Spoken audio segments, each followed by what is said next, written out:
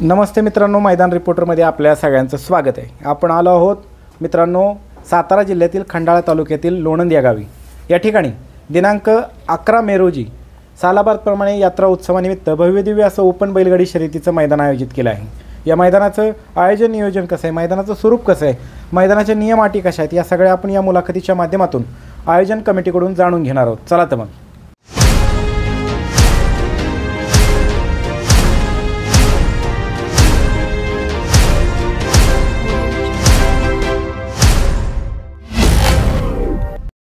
दादा नमस्ते। नमस्कार। आपलं नाव दादा? मी संदीप बालचंद्र शेळके पाटील।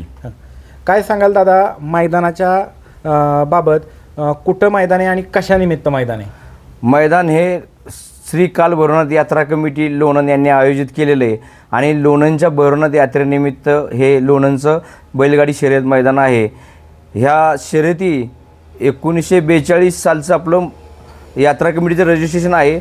त्यापूर्वीपासूनही लोणंदला शर्यती भरतात, म्हणजे जवळजवळ लोणंदला 100 वर्षापासूनही जास्त बैलगाडी शर्यतीची परंपरा आहे। इथं खूप चांगल्या प्रकारे शर्यती घेतल्या जातात आणि ह्या सर्व शर्यती या गोटेमाळ इथेच कायम या परिसरामध्येच घेतल्या जातात। येथे श्री काल भैरवनाथ यात्रेनिमित्त खूप सुंदर असं आयोजन केलं जातं। मैदानाच्या परवानगीची प्रोसेस कुठपर्यंत आली दादा? मैदानाची प्रोसेस झालेली आहे, आज संध्याकाळी सोशल मीडियावर तुम्हाला सर्वांना पाहायला मिळेल। बरं, आता दादा आम्हाला या मैदानाचं स्वरूप सांगा, कसं आहे मैदान? ओपन आहे, आदत आहे, काय?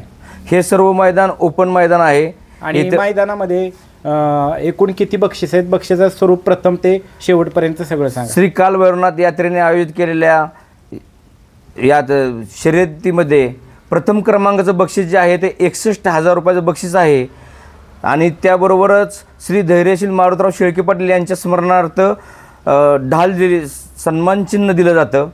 तसेच द्वितीय क्रमांकाचं बक्षीस जे आहे ते 51,000 रुपयाचं आहे आणि त्याबरोबरही सन्मान चिन्ह दिलं जाईल। तृतीय क्रमांकाचं बक्षीस जे आहे ते 41,000 रुपयाचं आहे, त्याच्याबरोबरही सन्मान चिन्ह दिलं जाईल। चतुर्थ क्रमांक बक्षीस हे 31,000 रुपयाचं आहे, त्याबरोबरही सन्मान चिन्ह दिलं जाईल। पाचव्या क्रमांकाचं बक्षीस हे 21,000 रुपयाचं आहे, त्याबरोबरही सन्मान चिन्ह दिलं जाईल। 5च बक्षीस आहेत? हां, येथे 5च बक्षीस आहेत। प्रवेश ऑनलाईन नोंदणी घेतली जाणार आहे काय मैदान? ऑनलाईन नोंदणी नाही आहे। मैदान हे सकाळी लवकर चालू होईल आणि नोंदणी जागेवरतीच केली जाईल आणि ती 11 वाजता बंद केली जाईल। सकाळी 11 नंतर नोंदणी पुन्हा होणार नाही। एक आयोजक, यात्रा कमिटीचे सदस्य आणि ग्रामस्थ या नात्यानं तुम्ही महाराष्ट्रातील तमाम बैलगाडी चालक मालकांना काय आव्हान कराल या मुलाखतीच्या माध्यमातून?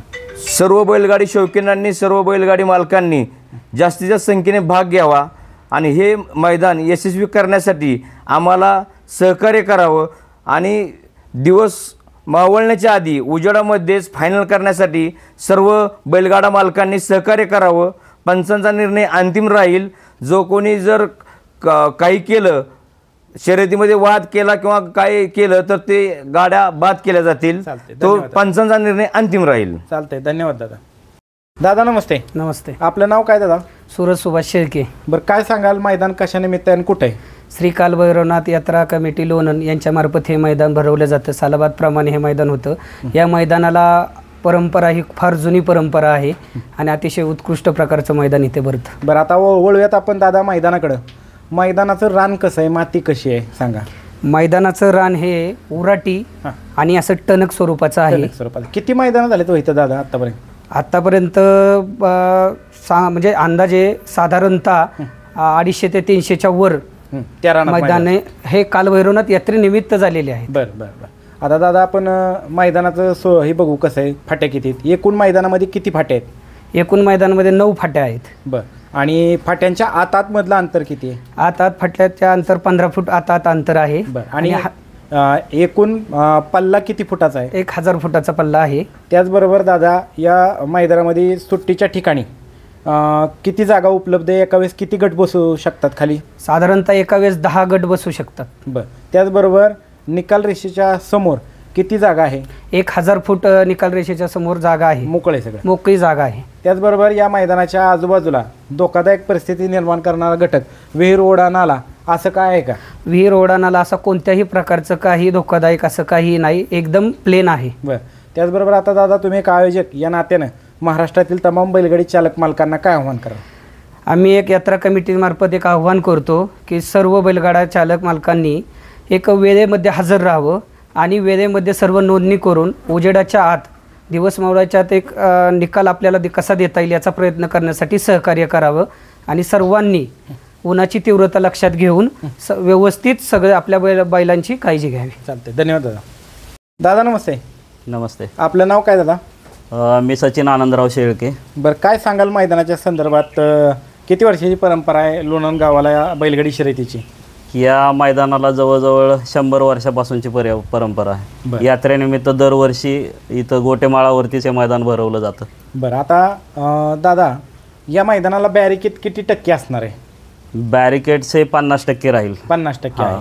त्याचबरोबर ज्या दिवशी मैदान संपन्न होणार आहे त्या दिवशी दिवसभर पशुवैद्यकीय अधिकारी उपलब्ध असणार आहेत का? पशुवैद्यकीय अधिकारी त्यांची टीम सकाळपासून संध्याकाळपर्यंत इथं उपस्थित राहणार आहे. त्याचबरोबर दादा ॲम्ब्युलन्सची सोय करण्यात आली. ॲम्ब्युलन्सची सोय ही इथं उपलब्ध आहे. त्याचबरोबर आता हे जरा गावापासून थोडंसं लांब आहे आणि वरती माळावरती मैदान आहे, त्याच्यामुळं या ठिकाणी पिण्याच्या पाण्याच्या टँकरची व्यवस्था करण्यात आली का? आयोजकांमार्फत आम्ही दरवर्षी जिथं टँकरचे साधारण 3 ते 4 टँकरची सोय करतो. अगदी बैलांना पिण्यासाठी पाणी आम्ही इथं उपलब्ध करत असतो. दादा आता वळूयात या मैदानाच्या नियम अटींकडं. हे मैदान अखिल भारतीय बैलगाडा संघटनेच्या नियमानुसारच होणार आहे.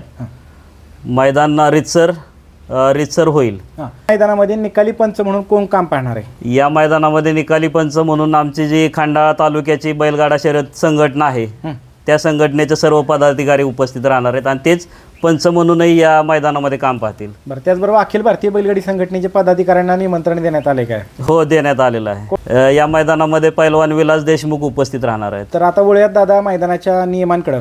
या मैदानामध्ये बैलाच्या कोणत्या अवयवावरती निकाल दिला जाईल?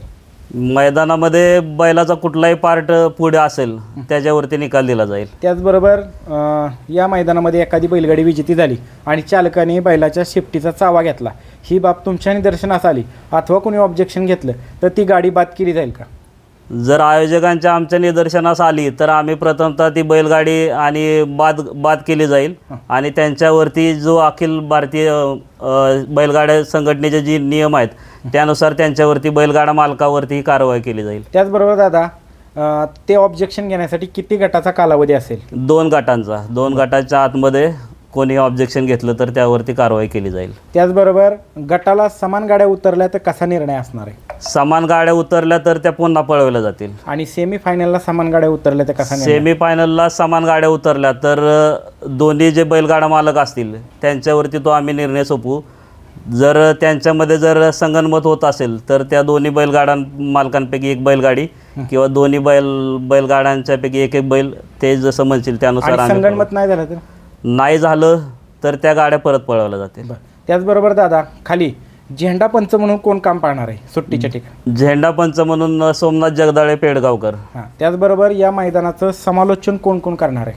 समालोचन प्रवीण घाटे आणि मयूर तळेकर. त्याचबरोबर हे मैदान तुम्ही ओपनचं घेताय, बक्षिसाचं स्वरूप सगळं हे आहे, तर आम्हाला स्वच्छ सूर्यप्रकाशामध्ये फायनल पाहायला मिळाली आणि बक्षिसाची संपूर्ण रक्कम हे विजेत्या बैलगाडी मालकांना मिळेल का? या मैदानाचं वैशिष्ट्य आहे की पूर्ण रक्कम आम्ही देतो. एकही रुपया त्याच्यामध्ये आम्ही म्हणजे असं मागं ठेवत नाही किंवा काय नाही. संपूर्ण रक्कम जी काय बक्षिसाची ठरलेली आहे ती आम्ही देणारच आहोत. 5 बक्षीस आहेत, पण जर सेमीफायनल जास्त झालेच तर आम्ही 7व्या 8व्या क्रमांकापर्यंत बक्षीस देण्याची तयारी ठेवतो. स्वच्छ सूर्यप्रकाशात फायनल पाहायला मिळेल का? हो, नक्कीच. त्याचबरोबर दादा या मैदानामध्ये टाईम लिमिट असणार आहे का? एका वेळेस किती गट खाली जातील? एका वेळी साधारण 5 गट आम्ही खाली सोडू. त्यांना टाईम लिमिट किती असणार आहे? 7 मिनिट. बरं, आता दादा एक शेवटचाच प्रश्न आणि तो महत्त्वाचा प्रश्न. या मैदानामध्ये थेट फायनलला आयोजकाची अथवा यात्रा कमिटीची किंवा गावगाडी पळवली जाईल का? नाही. एक आयोजक या नात्यानं तुम्ही महाराष्ट्रातील तमाम बैलगाडी चालक मालकांना या मुलाखतीच्या माध्यमातून काय आव्हान कराल? सर्वप्रथम सर्व बैलगाडा मालकांना विनंती की त्यांनी सकाळी लवकर यावं. लवकर येऊन आपल्या गाड्यांची पहिली नोंद करावी, जेणेकरून सकाळी 8 ते 9च्या दरम्यान आम्हाला गट सोडता येतील. सकाळी 9 वाजता गट सोडले तर संध्याकाळी सूर्यप्रकाशामध्ये आम्हाला फायनल घेता येतील. तर त्यासाठी सर्वांनी सर्वप्रथम लवकर यावं, कमिटीला सहकार्य करावं. चालतंय, धन्यवाद दादा.